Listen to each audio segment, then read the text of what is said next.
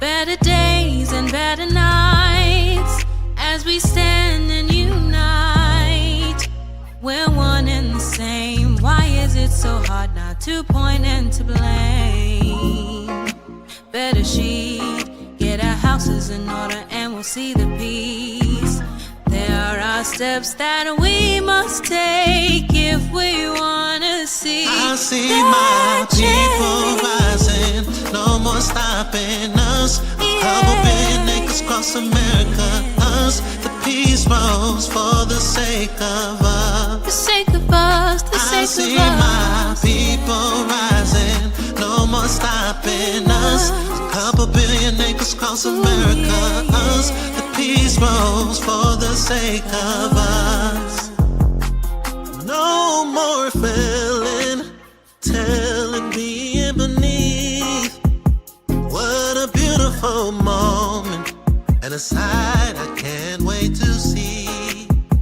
Even if I miss it, at least I wasn't part of the mission. Changing lives of men, women, and children. Our glory goes to He that causes us all to be. And if they're thinking we can, then show them that just as long as we stand, a monument. We the people can't be broken as long as we stay focused. I see my people rising, no more stopping us. A couple billion acres across America, us. The peace rose for the sake of us. For the sake of us. I see my people rising, no more stopping us. A couple billion acres across America, us. The peace rose for the sake of us. I see my people rising, yeah.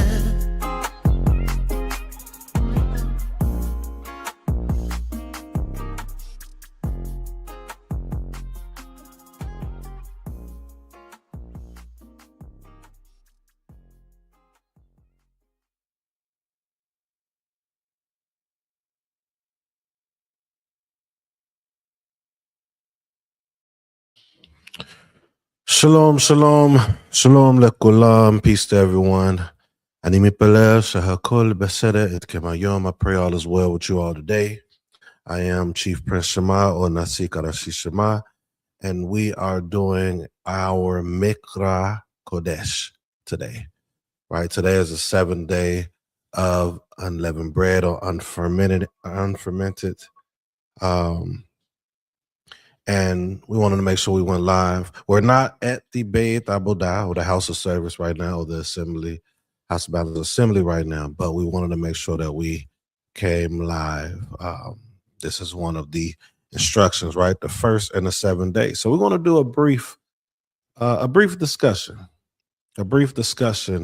and this is entitled the Unleavened Walk, right? So I'm going to give people a few more seconds, right, to come in before we get started. A few seconds to come in before we get started. Hopefully we bring out something that will be thought-provoking, provoke thought and change in our path. Those of us that are woken into this path, right? And even those that's searching.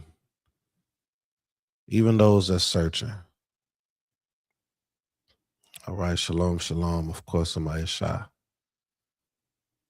But we're going to get into it. And we're going to read some scriptures that you're definitely more than likely familiar with, or you may not be. But if you're familiar with it, I hope that it's something that can be said that can provoke thought. So we're in a time or in a season. Some people have already went through their Pesach or Pesach, right? And Chag Matzot, some of you already did yours already. And some of us are just finishing it on today, right? But the thing I wanted to talk about before we actually get into the scripture, and it's only a few places we're going, right? It's not going to be a long teaching. I know I said that yesterday when we brought out Ahaya versus Yod-Heh-Wahe, or Ehye versus Yod-Heh-Wahe, but this will be shorter. Every year, some of you all been in this walk for a while. few years. Some of us been in it 15 years plus. But even us that been in it for a while, every year it's the same thing. Every year we keep the Passover or Pesach. Every year we keep Chag Matzot and all these other Moedim, these appointed times, right? We don't call it all feast days because everything is not a Chag. So Moedim is the word, right? Appointed times that you can use if you are someone that often say feast days. But every year we do this, and every year we're still doing the same thing. I just wanted to pause on that for 1 second. Every year we're doing this, and every year we're ending up doing the same thing. Whether you are a person or people that are a part of an assembly, right? Congregation, community, camp, all words being kohal. So camp is a congregation or assembly. So even if you are someone that don't like camps, but you congregate with a few people, guess what? You're still in the camp. But that's okay because we're supposed to be together. But every year we do the same thing. We go through the same thing. We go through the same problems. We have the same situation with individuals. Our relationships is horrible with one another. Men are end up being with multiple women, getting married and divorced outside of a covenant, right? Women, same thing with men. Leaders falling out. All these different things. Shalom, shalom, Chief Prince. We go through it over and over and over and over and over again, but yet we keep the Moedim every year. Some people will say, hey, but we're commanded to, so we have to. But we're also commanded to do a few other things. This is why we harp so much on a certain direction when we're bringing our teachings or our presentations, because everybody got the Moedim down in theory. We got the Moedim, we got the commandments, the statutes, all that stuff down in theory. So why are we going through the same thing every year? We're gonna go into it. All right. So I won't be long, but I want you all to think about that. I want us all to think about that. There are many different variables as to why. But let's see if it's something we can go through to kind of open our minds a little bit. Again, this is going to be scriptures that you have already went over. I'm not going to go through the story of Moshe and him bringing them out of Mitzrayim and traveling. We already know that unleavened bread is supposed to be a purging, right? It's supposed to be a purging moment for us. When you go into Shavuot, that's the journey. Before you go, when you leave from this knowledge that you've been a part of, this captivity that you've been a part of, you have to purge yourself and get rid of certain things that you're so used to. So why is it every year? Well, we have already or supposedly already purged ourselves coming into this path. I'm not talking about knowledge and increasing in understanding. I'm talking about our character. I'm talking about our integrity. I'm talking about our morals. Those things are supposed to be purged. You gaining knowledge is going to happen, especially if you are around people that can show you. If you are by yourself and you are showing yourself, then you are creating within yourself your own God. This goes for all of us. I don't get up here teaching, or when we're in our assembly, get up here teaching, and I have no one that can hold me accountable, or my Ishak can hold her accountable. It's a cultural aspect. That's one of the reasons we keep failing. But this moment is supposed to be a purging moment, and then when we go and we're getting into Shavuot, right? In that 49 plus 1, this is supposed to be a period that we are building that journey before we get to that covenant with the Most High. See, a lot of us, we find out who we are, and it's like, oh, I'm an Israelite. I'm gonna go ahead and just do the laws, statutes, and commandments, and we don't even know the laws, statutes, commandments, ordinances. We don't know it. We do the same thing that we talk about with Christians. We talk about Christians, but we do the same thing. We're supposed to be at a different level of understanding when it comes to scriptures. So it's a journey. You purge, now you're going into the journey. We left Mitzrayim. We were supposed to purge certain ways about ourselves and learn and grow over that period going into Shavuot. Shavuot is weeks, right?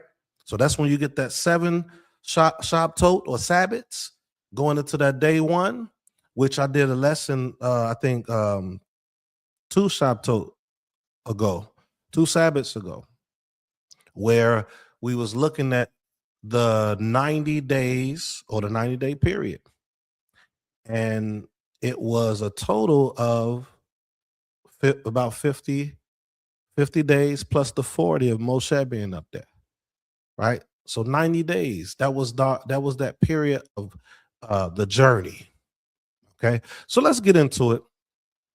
We're going to go to Devarim or Deuteronomy 10 and 15. Deuteronomy 10 and 15. All right. So what I like to do often is I like to show like the beginning period of how the Supreme King would utilize the men and or women that he was using to open our minds in certain things. And then when you get to the prophets, we're seeing the same thing being said. We're seeing the same things being said when we're in captivity going into exile. It's the same thing all the way across the board. So we have to look at that and we have to apply it to today. So it says, yet the Supreme King, the Most High, set his heart in love on your fathers and chose their offspring after them, right? You above all peoples as you are this day. So contextually, we know this is Moshe speaking to the children of Israel, talking about the forefathers, right? Remember yesterday we was talking about Exodus or Shemot chapter 3 and what he would say to them. And then he said that I will be that I will be. That's what he said. And then he gave the name. So he told them, look, you need to tell them that I'm going to be with you. So at this point, they're not there anymore. They're out of Mitzrayim. And then he says, the Most High set his heart in love on your fathers and chose their offspring after them. That's the offspring after the father. So that same commitment that he made with them, right? And we're going to go into a teaching about that too, with covenants. And that word, when the scripture says tishabeah, right? That's dealing with like swearing, making a covenant and swearing before the Most High. And the Most High swears in regards to what he's making with you all. All of this stuff is important. And this is why we're having these failing moments of we're continuing to do this moedim or appointed times every year, and we're keeping it, but we're still failing. So these little elements that I'm trying to toss in there, please pay attention to that, right? So he says that chose their offspring after them, you above all peoples, as you are this day. So this can still be today. He chose us above all peoples. But why did he choose us above all peoples?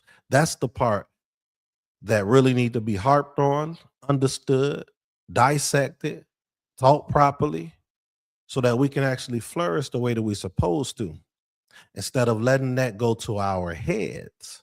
Because he said it wasn't due to us that we was chosen, right?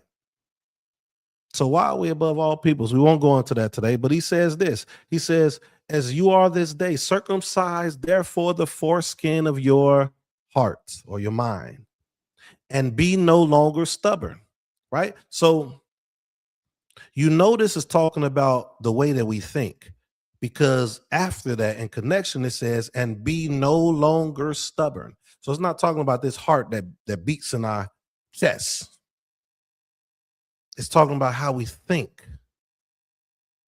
So circumcise the foreskin of your mind, how you're thinking, so you will no longer be stubborn. Why are we stubborn? How are we stubborn? In what ways is the Supreme King talking about when it comes to being stubborn? if we look at all the examples in our literature, the main thing that has to do with being stubborn is how we serve the Supreme King and how we deal with one another. Those are the common threads. That's the common denominator. How we serve them and how we treat one another throughout the whole text. And it's exactly why I'm saying we're keeping the appointed time. Some of you say feast days every year, but we're going through the same thing. Some people say, well, you know, it's a process. We have to grow. I get it. I agree if we are sincere. But if we're saying that just to say it and we continue to do the same thing over and over again, and then when we get to these moments, now we're all praise the Most High. Thank the Most High for another year of us keeping this moedim, this appointed time, these feast days. And as soon as the feast day is over, we go back to what? Talking about each other, slandering, backbiting, gossip mongering, as we spoke on last week. We go right back into it.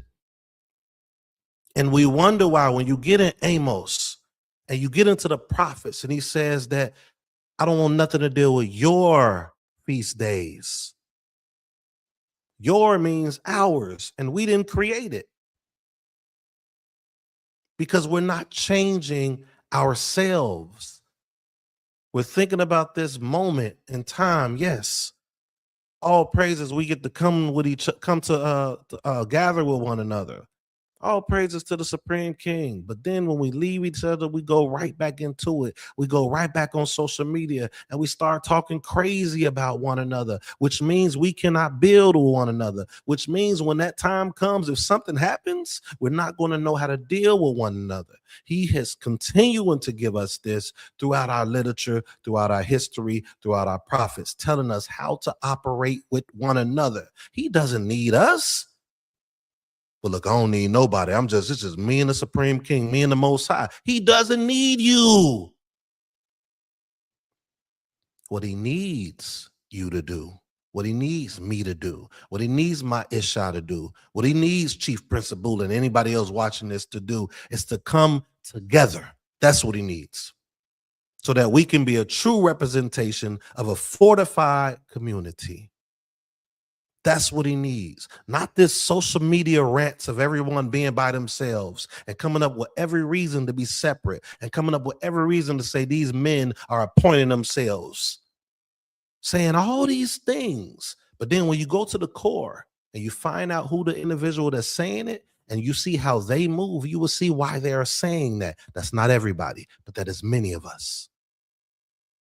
And the Supreme King, the Most High in our scriptures are pointing these individuals out, pointing to individuals that's pointing at other leaders and saying, see, this is what the Most High was saying to the leaders in our scriptures. No, you're acting like the leaders that was within our scriptures. We are doing that. So he says to circumcise the foreskin of your mind and be no longer stubborn. Stubborn people do not listen to reasoning. Stubborn people do not listen to, not common sense. I don't even like saying that. Stubborn people will not listen to what a lot of people say, the spirit. Because we're stubborn if we believe the spirit is dealing with us, if we're not even dealing with what the Most High had sanctioned and put together, and that's us being together. Well, you know what? The Most High removed the elders. I say this all the time, and I'm going to continue to say this. The Most High removed the elders, removed the leaders. Look at Isaiah 28. Look at the prophets. Look what they're saying. But then we don't know history. We ain't looking at the context of these prophets actually being amongst each other, being amongst elders, coming at the ones that are being stubborn. We got to make sure we don't fall in that category. And we're being stubborn because we're doing this moedim. And I know I'm supposed to be all chipper and happy and uplifting this moment of what we went through, right? We're going over it with our families today. We're supposed to be happy. But how can we be truly happy when every year after it, we go right back into our vomit? We return right back to it. We have 1 foot in and 1 foot out. We need this only for status, right? We put that on leaders and teachers, but actually it's all of us. The status of being Israel, Bnei Yisrael, Israelites, that's big to us. Even if we're doing it by ourselves, even if we're not a part of an assembly or a camp that people say. But if you gather with 2 or 3 people, you're already a camp in some capacity, especially if you have some type of order there and accountability. You're Qahal. A camp is nothing but a congregation and assembly and all these different things. But we go back into it. So we're going to keep going. It's only a few verses I'm going to, and the last chapter will be the longest one that I read. So we won't be long, but pay attention to that and think about it. Every time we do the Moedim, the appointed times, the feast days, it's only 3 feasts. We go right back into it. People are still getting hurt. The people that's saying they're getting hurt are actually hurting other people as well. We have no order. We have no structure. Well, you're starting to sound like the camp saying that. No, I'm not. They have that part right. Most of the things that we have wrong is how we operate with one another. Let's keep going. All right, we're going to go ahead and go to, so we was in Deuteronomy, Devarim, chapter 10, 15 through 16. So those that like to take notes, please take that down. We're going to jump right to Jeremiah. Jeremiah chapter 4. So remember, I told you all that the Most High, with his principles, with his character, with the structure that he has, he does not change. A lot of people say he does not change, but he does actually change his mind on things. I don't know if that's taught to you all. I don't know if you know about that. But when we say he doesn't change, it's really dealing with his character. It's dealing with who he is. I will be, right? I will be. I will be. So he doesn't change how he is with us, the covenant that he made with our forefathers. If you keep reading, it talks about that, the covenant. And it is because of that covenant that we are not completely wiped out. That's what he doesn't change. He changed a few things, actually. He changed his mind on a few things.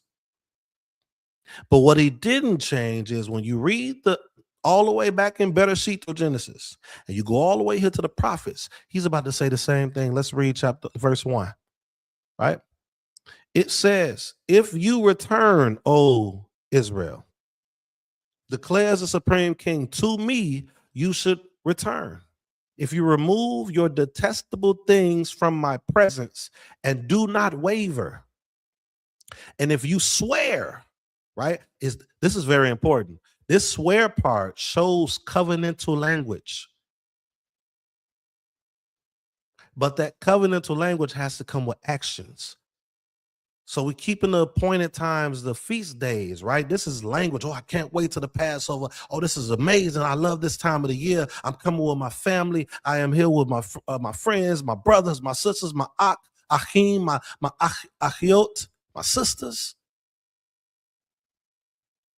Those are words. But then once it's over, we waver. But we don't have to waver. We're able to be successful. Some of us go work out. Some of us do certain things, right? And we understand that you need a partner, somebody to help you in areas that you're that you're weak. The problem is many of us don't believe that we're weak in certain areas. We'll say it though, but saying it doesn't mean anything. Operating, putting the tools that's necessary to fix it means that you actually believe what you're saying. Sometimes we just say something to sound good. We put things on Facebook, we come before each other, and we'll say certain things to sound good. But then when we go into our regular life, we're not living what we're saying. So he's telling us right here in Jeremiah chapter 1, Chapter 4, verse 1. If you return, O Israel, now I know it's context behind this, but we're going to utilize this because the prophets are saying the same thing when we're going into exilic periods, when we're going into captivity. They're saying the same thing in each one that we're in, telling us how to move. That's why I'm utilizing this. If you return, O Israel, declares the Supreme King, to me, you should return. If you remove your detestable things from my presence, right, and do not waver, and if you swear as the Supreme King lives in truth, in justice, that requires balance, and in righteousness. This is very important. A lot of us have our own idea of what truth is, but just pay attention to what it says. Injustice. That means you have to be fair. That means you have to be balanced. So if we are on social media, and the reason I talk about social media right now, because it is, we saturate ourselves in social media. That has become the temple for most of us. That's not a part of nothing, especially. So we're there. So if we're saying stuff, we are not operating, a false balance is an abomination to the Most High. That's what the scripture says. If we're not operating in justice, then how do we believe that we are walking in the spirit, as most of us say? Or what you're saying, I mean, I hear what you're saying, but who are you? These are things that people could be saying to what I'm saying. And that's okay. It's not for you, but it's for those that's going to listen to this and be like, you know what? Is this me? And guess what? You can shift it and you can change. We can be better on how we are with one another. We can circumcise. That's when circumcising, you have to be precise. Because if you snip something the wrong way, if you do something wrong, you can mess it up for the rest of that person's life. Or in other words, if you're circumcising yourself, you can mess yourself up if you're not precise. So we're not done. We're about to read that right here. We read in Deuteronomy 10. We're about to read that same thing here. The Most High keeps telling you to circumcise your way of thinking. But the problem is, most of us believe that our way of thinking is the right way. Most of us. For those of us that move on our own, how can you guarantee your way of thinking is circumcised? And if you say to me, I rely on the Spirit, you may have to rethink. If you're not operating in the commandments like you believe yourself to be, statutes, ordinances, well, the letter of the law. No, we ain't talking about letter of the law, because the circumcise your heart was actually in the law. So we know that's dealing spiritually. That's dealing with how we think. That's spiritual.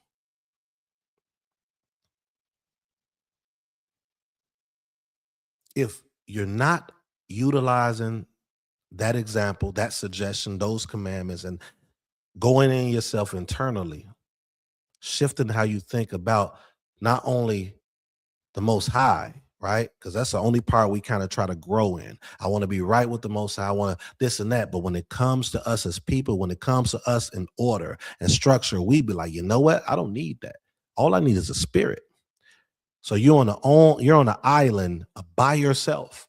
And that is not us culturally. That is not how we were. Those that was rebellious, that's how they were. I'm not calling any of you rebellious, but just consider what I'm saying. We all have to consider. We need each other. Look, we all look at each other being Israelites and stuff. If something's shut down right now, many of us are by ourselves. What are you going to do? Who are you going to go to? Who are you going to build with? This is not a scare tactic. This is as truth. Shalom, shalom, Adoni. Adon Moshe. This is truth. But let's keep going. I don't want to harp too long on it. So it says, and if you swear, this is part of our culture, by the way. I plan to do a lesson on this, covenants, dealing with how you make a covenant. And the way you make a covenant is actually swearing to the Most High Yah. And then if you do that, if you truly believe, then seven times out of 10, you should be good because it's going to force you to do right. You made a covenant with somebody before the Most High. Now, that doesn't mean that people don't do the covenant, because we see that as a people. We don't sometimes. We don't live up to it. But for those that plan to be the remnant within the remnant, right? Bnei Yisrael is supposed to be a remnant already to the nations. But the problem is most of us are not that. We're not servants of the Most High individually, many of us. So it's always a remnant within a remnant that are true. And those are people that you're seeing that we look up to, that many of us look up to. Let's keep going. Then nations shall bless themselves in him, and in him shall they glory. For thus says the Supreme King to the men of Yehuda and Jerusalem, break up your fallow ground, and sow not among thorns. Right? You remember Jeremiah? I think it was Jeremiah. Actually, we're gonna read. We supposed to get back to Jeremiah, but since we opened the assembly, I've purposely been bringing out certain lessons to build up to really community instruction and assembly first. And we're going to get back into Jeremiah because we went from all of the different prophets, but we was going in order. We went from Jeremiah to Josiah the king, and then we came back to Jeremiah. So we're going to finish this. And in there, you're going to see he's going to tell him like, hey, you got to destroy and then rebuild. So this part right here, breaking up, you got to break things up to actually plant something properly so it could come up. And remove these thorns that can hinder it. This is important. Sow not among thorns. We're going to see this in the last thing that we're going to read today. So many of us are afraid of having an assembly, congregation, and removing the individuals that are causing discord, who are being scoffers and things of that nature. Those things destroy assembly, and those things cause multiple people not to serve the Supreme King or the Most High. We see this throughout our scriptures. If we're supposed to be set apart as the Most High is set apart, then we're supposed to function in that same order. This doesn't mean just remove somebody because you don't like what they say if you are a leader or a teacher. No. It's a process behind it. It's the same thing that all these businesses we work for, or those of you that work for someone, they model a lot of the ways that how they move and they structure is modeled off of the scriptures. It's warnings, right? It's formal discussions, all these different things to work on how we move in this company. And then if a person at the final straw will not shift and change at all, then you have to remove them. But that's just me making, bringing a small, quick example out. It's deeper than that. But here we go. So Deuteronomy 10:16 said the same thing that we're about to read right now. Circumcise yourselves to the Supreme King and remove the foreskin of your hearts. So Moshe said that. And now the prophet is saying the same thing in the book of Yirmiyahu or Jeremiah. O men of Yehuda and inhabitants of Jerusalem, lest my wrath go forth like fire and burn with none to quench it because of the evil of your deeds. We went through a lot of teaching showing that evil is not what a lot of us think. We think evil is just something super wicked. It got to be something like, well, shoot, I'll never do that. But guess what? We can literally be doing evil things, evil deeds. The most simplest thing that can be evil is being a gossip monger. The reason I'm bringing it up right now, because I just taught about this at the Knesset or the Beit Abodah last week. Evil deeds can be how we're addressing people on social media. But thinking that we're righteous and thinking that this person is dumb, this person don't have the understanding that I have. Okay, well, you know what? You're just going to burn in hellfire. What? You don't know one another. You don't know how this man operates in his life. You don't know how this woman operates in her life. You just see each other on social media, and since you have a disagreement, this is how you treat each other. That's not a circumcised mind. These are the things we got to work on. in order to thrive in the way that the Most High wants us to. So we see that Jeremiah said the same thing. Circumcise yourselves to the Supreme King. Remove the foreskin of your hearts. Change the way that you're thinking. Stop being stubborn. Stubborn is not just your example. Stubborn is the way that he or it sees it. All right. Let's go to the next portion. We're going to Isaiah chapter 52, verse 1. I told you all we're only going to 4 places. Let me see. Here's the 4 places. Yep, we're only going to 4 places. And we didn't even touch the book of Exodus because we did that on the first day of unleavened bread. This is our last day of unleavened bread for us, or Chag Matzot. All right, so we're going to Isaiah 52. And I'm doing this on purpose because I want you all to see the consistency of the Supreme King. Right? The book of Jeremiah is important because he tends to tell you in 29, because Jeremiah 4 is what we just read, and then we going down into this Babylonian captivity at this point, right? Contextually speaking, and he's telling us how to operate while we're in an exilic period. So let's go ahead and read this. Watch this. It says, "Awake." Now, I want this to be understood. Well, no, we're not going to do that. Let's just read this. Awake, awake, put on your strength, O Zion, or Zion, some people say. Put on your beautiful garments, O Jerusalem, the holy city, for there shall no more come into you the uncircumcised and the unclean. So remember, I opened up by saying that unleavened, the period of unleavened bread, the purpose is supposed to purge. You're supposed to purge certain things away, right?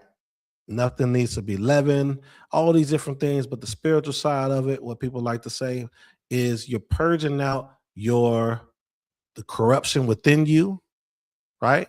Whatever's been put in you that was corrupt, right? The mixing of certain things that is opposite of what the Supreme King has given us and instructed us to do, or is instructing us to do in the old ways. So you're purging it out before your actual journey. When you find out who you are, there's something about you. You're supposed to be, what people would say, reborn in a sense. There's a sense of understanding that you say, okay, I got to remove these things. That doesn't mean you're going to know everything right then and there. Most of us do not. Now that goes within your journey. Now you're going into, like after unleavened bread, we go into Shabuot. Shabuot, weeks, right? 7 Shabbatot, 7 Sabbaths, plus 150. Last week I taught that it was a total of 90 days from when Moshe came out of Mount Sinai, right? That covenantal period. This whole portion, when they left Mitzrayim, that was a covenantal period before they got in we got in the covenant with the Most High. So that was our journey. And this is our journey. And through your journey, you're supposed to progress. We are supposed to progress every Moedim, appointed times, or what you all may say feast day. Each year, we should not go back to the same thing. That is an unsuccessful journey. So he says, watch this, for there shall no more come into you, right? Old Zion or Old Jerusalem, the uncircumcised and the unclean, meaning things are they're not going to be able to go into it's going to be removed. The problem is we're not really seeing that on a large scale because a lot of us are by ourselves. So we have nothing to gauge it to. We have nothing to see what true righteousness is. Even some of us that are a part of camps or assemblies, right? We understand there are some that is not functioning the right way, but that doesn't mean all of them aren't. And when we speak that way, that's just an scapegoat for us not to be held accountable and to see what true righteousness is and how we're supposed to be structured and cultural. All right. So we see that in Isaiah 52 right here. It says, the uncircumcised and the unclean shall no more come into you. So are you uncircumcised spiritually? Are you unclean spiritually? Are we uncircumcised spiritually? Are we unclean spiritually? I would say many of us are. And I like to point at the smallest things, which are really the greatest of things that's destroying us. Slander. How we are with each other. How we are with each other determines if we are clean. How we are with each other determines if we're circumcised. How we are with each other determines if we're stubborn. This goes for leaders, teachers, and those that are not in any of those offices. All of us. All right, let's go ahead and get to it. We're almost done, y'all. I told y'all I was going to be short. We're at our last spot. We're going to go to Ezekiel 44. We're going to go to Ezekiel chapter 44. We're going to be closing out after this. This is the unleavened walk. That's what this discussion is. Our whole path, it should be an unleavened walk.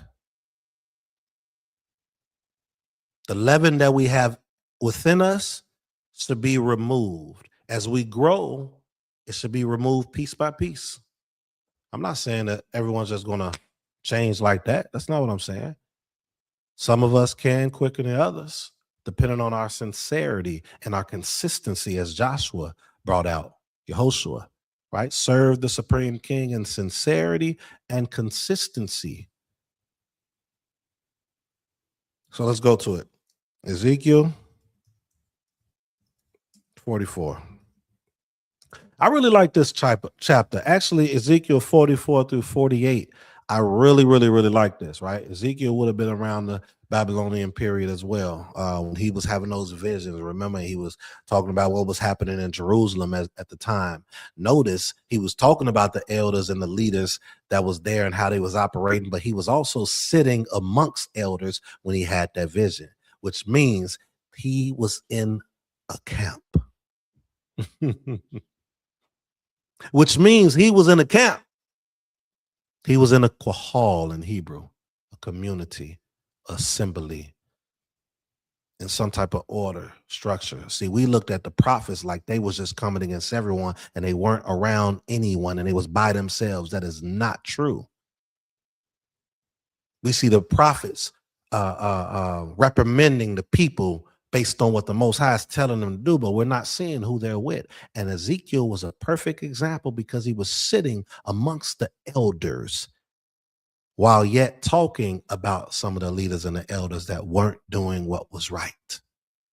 So if many of us are on social media and we spreading this stuff, even if you are elder yourself or someone young, and you're not sitting amongst any, you have to probably rethink it, look at some of our history, see how it operates, so you can understand how we're supposed to be moving.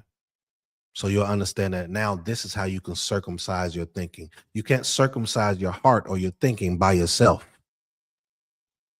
Well, Nasik or Chief Prince, you don't know how big the Most High is and the spirit that he gives, right? That's what people may say and think, but I do, because he gave us structure. He gave us direction. He gave us a vision on how we are supposed to operate. And again, the reason we keep failing every year, even after we have this Moedim or appointed times, is because a lot of times we're moving alone. We have no accountability partners. We have no one helping us in our integrity process. We have no one helping to build our character. We think that we're grown. Well, guess what? Beni Israel was grown too. And we saw what was happening to them when they started making things themselves and moving the way that they wanted to, i.e. what I brought out yesterday when they set up and brought all their earrings and gold and made a golden calf and said, this is what brought us out. And they said, we're going to have a feast to Yah tomorrow. And Yah, in their eyes, was the things that they created. We create our own stuff, our own way of thinking when we are moving along. And or if we're not around someone that is more developed than we are, have more understanding than we are, that's walking the path better than we are. That's who we should be around in order to improve and grow. So let's keep going. We're going to read through this. I'll try not to be long. We are going to read all 30 verses, so I'm going to go through it. All right. So it says, then he brought me back to the outer gate of the sanctuary. So this is the Most High. The Most High is utilizing or bringing Ezekiel in the vision back, right? Bring me back to the sanctuary which faces east, and it was shut. And the Supreme King said to me, or the Most High said to me, this gate shall remain shut. It shall not be open, and no one shall enter by it. For the Supreme King, the Elohim of Bnei Israel, has entered by it. Therefore, it shall remain shut. Only the prince may sit in it to eat bread before the Supreme King. He shall enter by way of the vestibule of the gate and shall go out by the way. You know, some people, they'll say things like, you know, who are these people? Who are these leaders? Who are these men and women that's in these offices? Who made them this? We see this and we say it often. And everyone does have a path, but that path is also supposed to function as a unit. You're not going to see in our history where any men and women that we look up to was moving alone. You're not, as a part of their everyday life. You're not going to find it. You're always going to find us being together, right? And just like the jobs that you work for, there are people that have certain titles, supervisors, CEOs, all these different things to make it function. But guess what? The workers are still just as important, but there are still things in place to help it function properly. People that have a vision, right? So right here, it's literally telling you that no one is supposed to enter but this individual, right? This doesn't mean that they're not able to have access to the Supreme King in some capacity or some way, but it still says this is the place. Everything has its place and everything has what people say it's season. So as you're growing, you may be in the season to get there, but you need to be developed there. Why do we think we're better than those before us?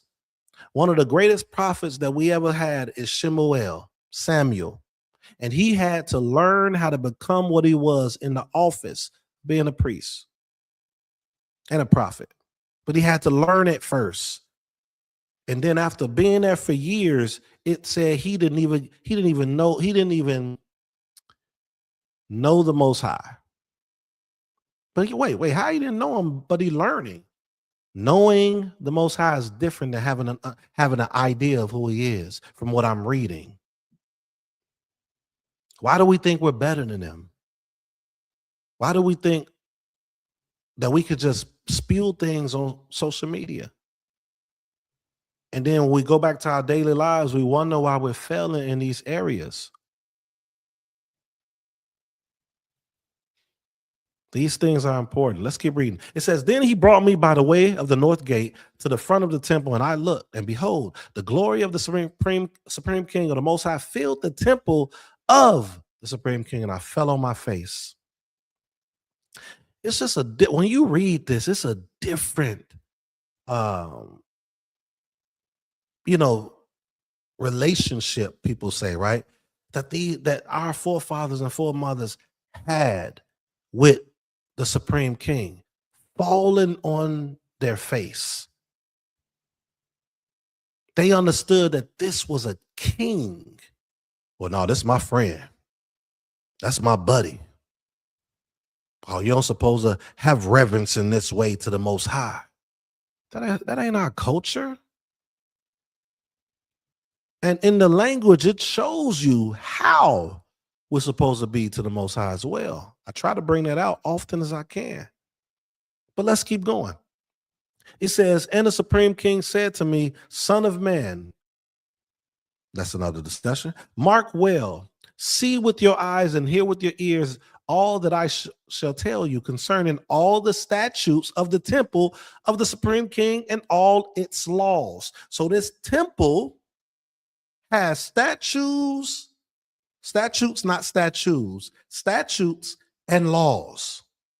But people will go to assemblies and or camps and not like the fact that there are rules in place. That's why it is disaster in a lot of communities, in camps and things like that. Not all. I want to make that clear. We're not going to speak in the absolute. But there's a lot of things. How our children can run us, how the wives can run us, how the men could be out of order. Why? Because we don't have statutes and laws. And then if we do have statutes and laws, we don't have proper justice. We're not being balanced.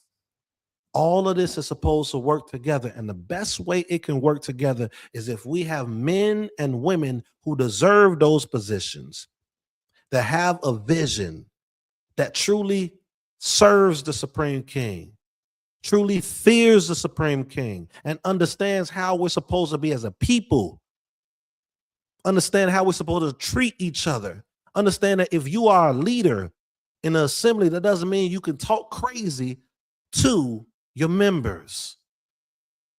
There's moments that you may have to be stern and put your foot down. That's understandable.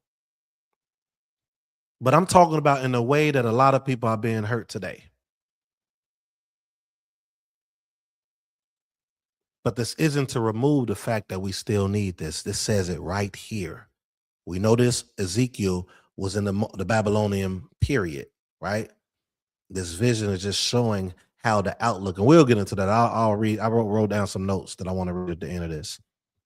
So it says, concerning all the statutes of the temple of the Supreme King and all its laws, and mark well the entrance to the temple and all the exits from the sanctuary. Let's keep going. And say to the rebellious house, say to who? Say to the rebellious house. What does being a what's rebellious mean? Have any of us thought that we are rebellious? Or are we just reading the scriptures and thinking that's just our forefathers and our foremothers? Do you ever think that you're rebellious? Well, no, I think that I really serve the Most High. I'm trying. I work on it. Rebellious don't always mean, well, I guess it does actually. Because a rebel is somebody that should know and they go against it, right? So I'll make sure I'll be fair. But the rebellious house is those that actually know. A lot of us don't know. So a lot of us are moving from what we do know. But what makes you a rebel is if you're going out of order.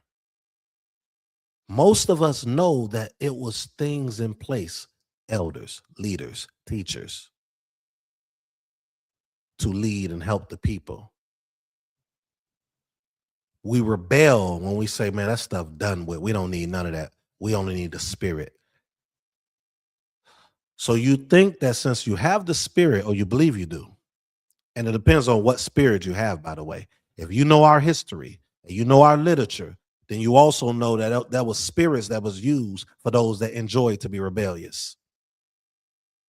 Being a lion spirit to the prophets, being that spirit that was talking to one of Job's companions and saying, hey, Most High don't trust his Malachim. The Most High don't trust his servants. But he just said, have you tried my faithful servant Eob? So what spirit are you operating? Are you having a rebellious spirit? Because the spirit is going to show you that you need structure.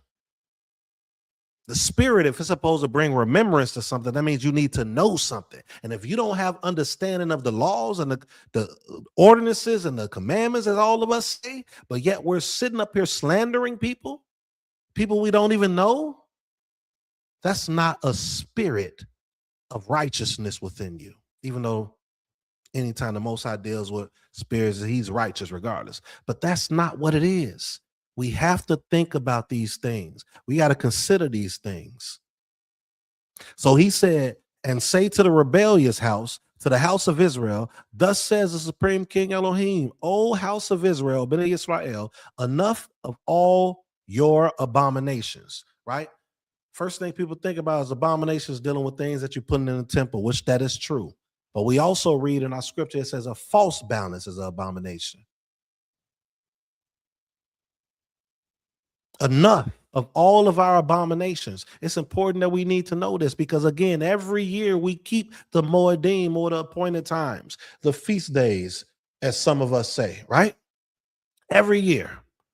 But we keep dealing with things that is abominable to the Most High. In admitting foreigners, right?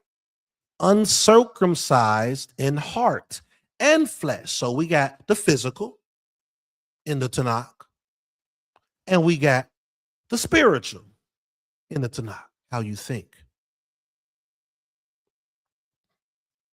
You're admitting foreigners and their foreign concepts. But a lot of us don't know this because we think that we're supposed to teach everything. Yesterday, I went over and brought a presentation dealing with Ehyeh or Ahaya and Yahuwah or Yahweh or Yehoah or Yahweh, right? And one of the video, it was stating that Yah was evil, an occult name. But then I brought out that, hey, Ahaya is too. I brought out that this was never the ancient Israelite concept. This was during the European period. All these occults and stuff was foreign to us. They took what we had and they put it into their mind state. So now we're sitting up here spewing information from books that we're reading that was in the 14th, 15th, 1600s. Has nothing to do with 2,000 plus years ago. So we are admitting foreigners within us, not just joining assembly. This is the concept of how we think.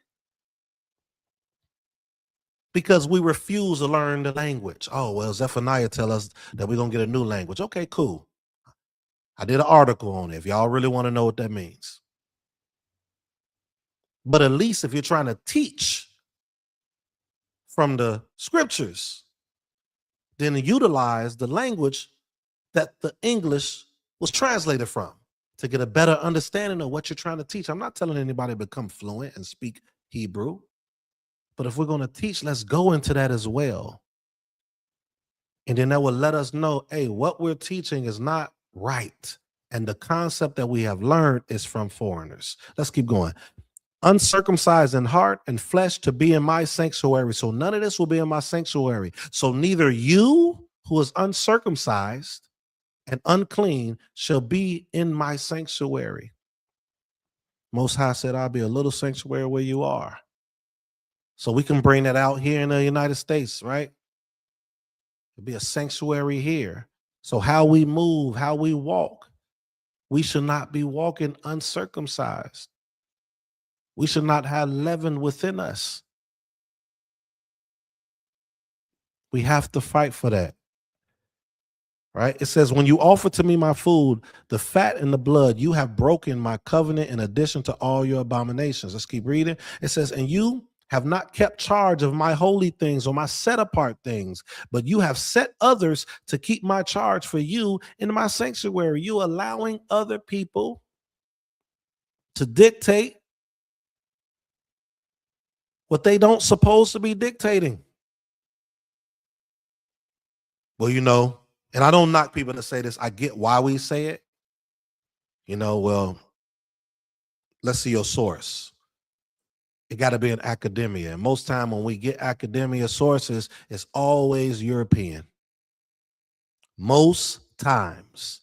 But we have scholars within our community. We have historians within our community. We have people that wrote 25, 30 books in our community that is seasoned, that is sound in their doctrine within our community. This is why no one, as Chief Prince of Bulin would say, truly takes us really seriously. It doesn't matter about them taking us serious, right? But our own people won't take us serious because we don't even have our own academia. You have not kept charge of my holy set apart things, but you have set others to keep my charge for you in my sanctuary. We don't even have our own academia.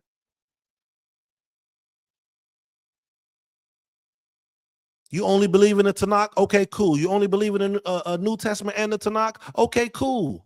The Brit HaKadashah? Okay, cool. But guess what? We need scholars in that. Those that has proven themselves consistent and in their walk. How about that? Because there's a lot of scholars or academia and they walk is horrible. So let's appoint people. Let's figure out those that are trustworthy and they live this life, and let's create an academia from the knowledge they have, even if your knowledge is different from mine. You have people that believe this, believe this, believe this, believe this. And now they have other places within our community that they can go to. And we don't have to give somebody charge over us. Oh, well, that's when you become pseudo. No, I'm not saying be pseudo. But guess what? Most of us are pseudo. Most of us are pseudo because of who we're listening to, who we have allowed to make something canon, and who we have allowed to say, well, no, this shouldn't be in there. We should be the ones. But we're not there yet. You want to know why? Because we're only worried about when the feast days come back around. We're only worried about when Shabbat comes. When does the day start? All this other stuff. Write some books about that. So for those that like to do sunset to sunset, they have books for what they believe. Those that got sunset, sun up to sundown, they got it. This is how we actually build a nation. Every other nation has these things, but we call ourselves a nation. We can do it, but we're not there yet. We're worrying about the wrong things. Well, no. And I want to make sure I say this. I'm not taking away from those that love this, because I do. I love these times of the year. I'm just trying to encourage and provoke thought into adding a little more understanding of where we need to go, the direction we need to be in. Let's keep going, because we got about another 20 verses, and I want to make sure we get to this. So it says, thus says the Supreme King, no foreigner, uncircumcised in heart and flesh, of all the foreigners who are among the people of Israel shall enter my sanctuary. So they have to be circumcised in heart and flesh. We have to be circumcised in heart and flesh, the way we think, right? And I won't get into the foreigners with this, because I know the different doctrines that we believe. Maybe one day soon in the near future, we'll bring this out, have a teaching on this. Maybe me and Chief Principal and bring this out for you all. And you'll be surprised about this. But just know it says all the foreigners. So, let's not be thinking. It's kind of like the whole dynamic when we say, love your neighbor as yourself. And then we actually think everyone around us is our neighbor. That's a Christian concept. It's like the people next door to me is my neighbor, and they can be any ethnicity. So, but that's another topic. Let's keep going. It says, but the Levites, now this is the part we get into. Watch this. But the Levites who went far from me, going astray from me after their idols, when Israel went astray, shall bear their punishment. Watch what happens to them. It says, they shall be ministers in my sanctuary, okay, having oversight at the gates of the temple and ministering in the temple. Well, wait, that sounds like they're still doing their job. Okay, let's keep going. They shall slaughter the burnt offering and the sacrifice for the people, and they shall stand before the people to minister to them. Wait, it don't seem like it's a punishment yet, right? Because they ministered to them before their idols and became a stumbling block of iniquity, right? Iniquity. You doing this, you know what you're doing, right? To the house of Israel. Therefore, I have sworn concerning them, declares the Supreme King Elohim, and they shall bear their punishment. So what is their punishment? What is their punishment? Remember, be ye set apart as he is set apart. So the way he's structuring this in the vision with Ezekiel right now and showing us how we're going to end up and how we should be. Watch what he does.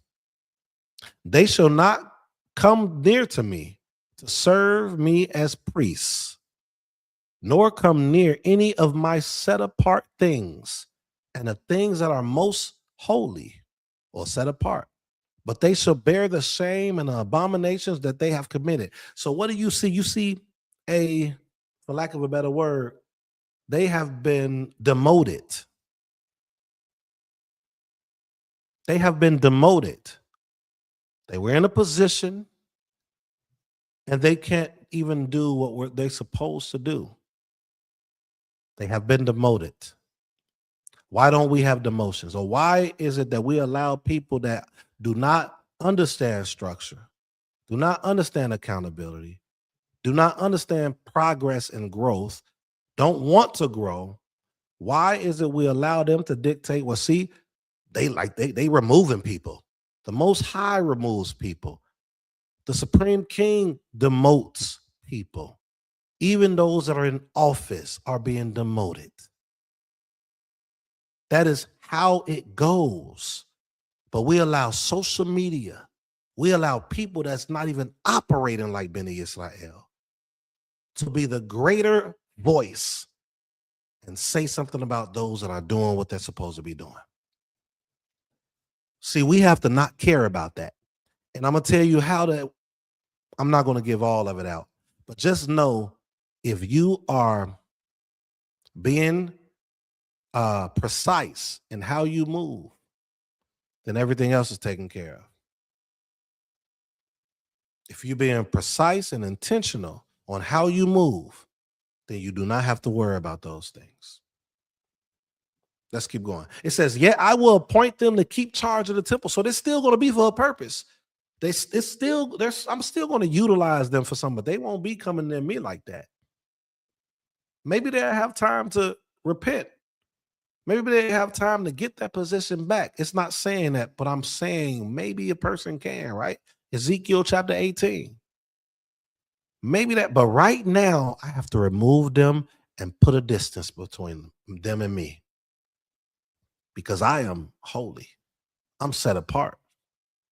You hear that? I am holy. I am set apart. Some of you are set apart, but you are allowing things that are not set apart to be around you. And now when you allow that, it's going to cause you to be looked at a certain way. So you got to remove them. Whether it's for a season or whether it's for good. Some people are not going to like this part of what I'm saying because we're not accustomed to it. But we are accustomed to it when it comes to other foreign concepts and businesses and all these different things that we be a part of. We understand it then, but we can't understand it when we are the foundation of this. It says, "But the Levitical priests, the sons of Zadok, who kept the charge of my sanctuary when the people of Israel went astray from me," so these are people that was consistent, "shall come near to me to minister to me, and they shall stand before me to offer me the fat and the blood, declares the Supreme King, Elohim. They shall enter my sanctuary, and they shall approach my table to minister to me, and they shall keep my charge." So we see a distinction of two different people in the same tribe, right? Why this person like that? Who appointed this man or this woman? Who appointed them? We hear this all the time on Facebook. Well, we see a distinction right here. It's a reason that these people are. So they shall enter my sanctuary, and they shall approach my table to minister to me, and they shall keep my charge. When they enter the gates of the inner court, they shall wear linen garments. This is important right here. This is going to be another topic. Watch this. They shall have nothing of wool on them while they minister at the gates of the inner court and within. So they're supposed to be dressed up a certain type of way. When you come before the Most High, we have to be a certain type of way, and we could look spiritual with that. We should be being a certain representative of the Most High. And we're always present from the eyes of the Most High. I know this is talking about actual temple, but it's the same concept. I'm not making it up because we see that the Most High removes us from our behavior.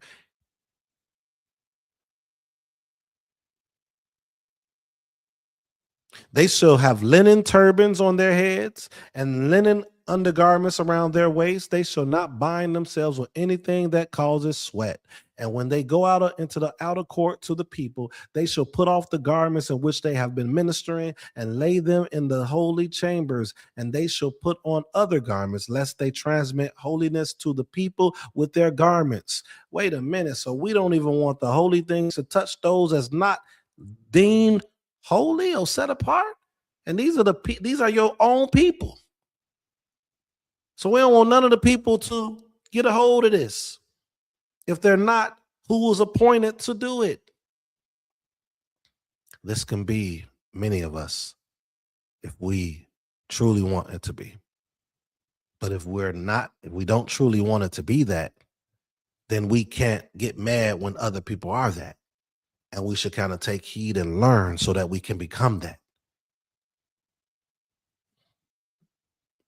They shall not shave their heads or let their locks grow long. They shall surely trim the hair of their heads. No priest shall drink wine when he enters the inner court. They shall not marry a widow or a divorced woman, but only virgins of the offspring of the house of Israel, or a widow who is the widow of a priest. Watch this, though. They shall teach my people the difference between the holy and the common. Wait, shouldn't we know this already? Shouldn't his people know this already? No. They got to learn it. And many of us have to learn it. Many of us do not know it, but we believe we do just because we are Israelites, just because we're Israel. We think that we know it. And we think because we read certain passages in some of our literature that states things like the Spirit will bring remembrance to you. And now we all have the Spirit. The Spirit in which, how we speak today, I should say. That is not the case. I'm trying to be careful with my words. You still have to be taught because you don't know enough yet. We still have to be taught because we don't know enough yet. I don't know everything. I stay in my lane and I have a few lanes, but even in the other few lanes, I don't really talk about those things like that because I see one of the major things that we're failing in is our behavior towards one another. That's what we try to focus more on. We got to get that together before we could get any of the other things that we believe we have or know. So it says, they shall teach my people the difference between the holy and the common, and show them how to distinguish between the unclean and the clean. We need to learn this. In a dispute, they shall act as judges. So in a dispute, these leaders that's put into this office, they should act as judges. Ain't no judges here, ain't no elders here. No. Yes. This is Ezekiel talking about in the Babylonian period, right? But this is how it always is supposed to be. They have to be ready men and ready women, though. But act as judges, and they shall judge it according to my judgments, not their own. They should keep my laws and my statutes in all my appointed feasts, right? My appointed feasts. That's supposed to be righteous. Remember, he says sometimes your appointed feast, right? And they should keep my Shabbat holy. They should not define themselves by going near to a dead person. So we're not going to read all this. Let me see. Let me make sure. All right. So we're going to go ahead and close out. This is a very good chapter to go through. And what I want to close out with really quickly is some notes I put down because, some of you all may be wondering why I went to Ezekiel. I said, Ezekiel chapters 44 through 48, go through those 4 chapters when you get a chance, especially go through the book of Ezekiel. We did a few lessons and went through the whole book of Ezekiel. If you all need some context and a little more history in regards to it, you'll have to find it in our playlist. But it presents a vision of restored order among the people. Ezekiel chapters 44 through 48 presents a vision of restored order among the people. And that's what we need today. We need restored order. That's what the prophets are coming to do or came to do, and teach us that have this mindset today. Restored order among the people where access to the presence of the Most High is regulated by set apartness. Leadership is held to strict accountability, and the community is structured with clear roles, boundaries, and responsibilities. It outlines who may enter, how service is to be carried out, how the land is divided, and how the people are to function. This is when you get true nations, a true nation. All right. So what was the point of me bringing this out on the last day of the Feast of Unleavened Bread, or Chag Matzot? Out of everything that I said, I pray that we get to the point where these appointed times, or these feast days, as you all may say, is not just that. It is something to cause us to progress each year in circumcision of our way of thinking towards not only the Most High, but towards us as a people. Because the Most High don't need us. The Supreme King doesn't need us. But he continues to show us over and over that we need one another properly. And we're supposed to move as one. When we read Ebrahim, right? Let me go to it really quickly. Let me go to it. I'm not about to read a lot of anything. I just want to show you something.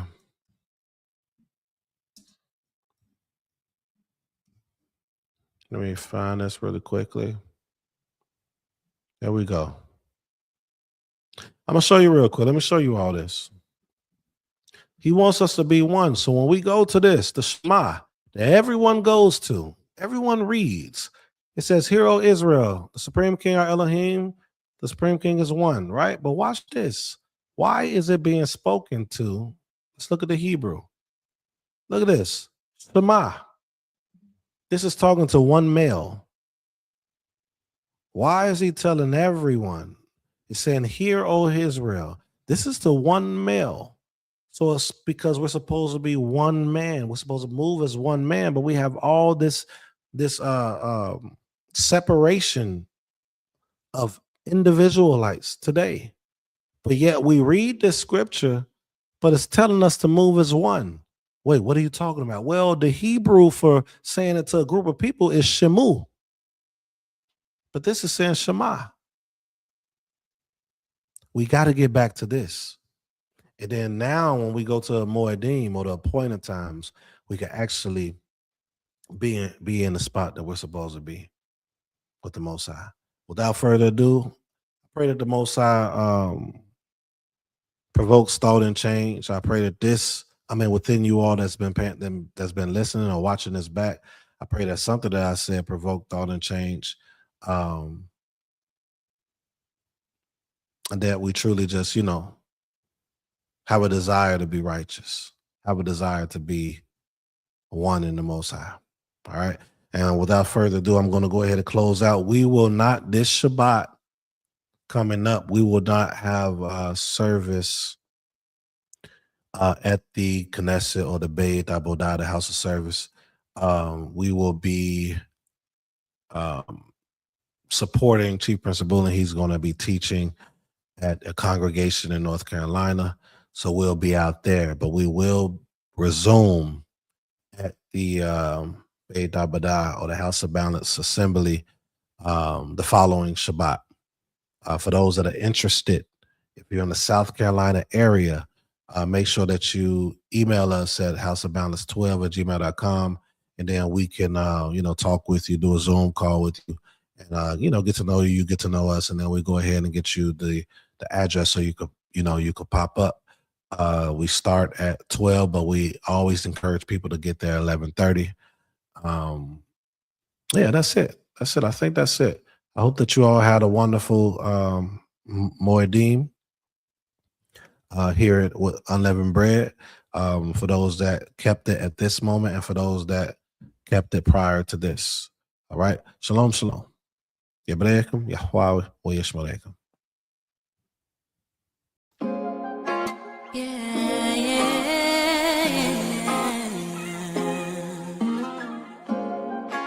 I'm ready, I'm ready, I'm ready.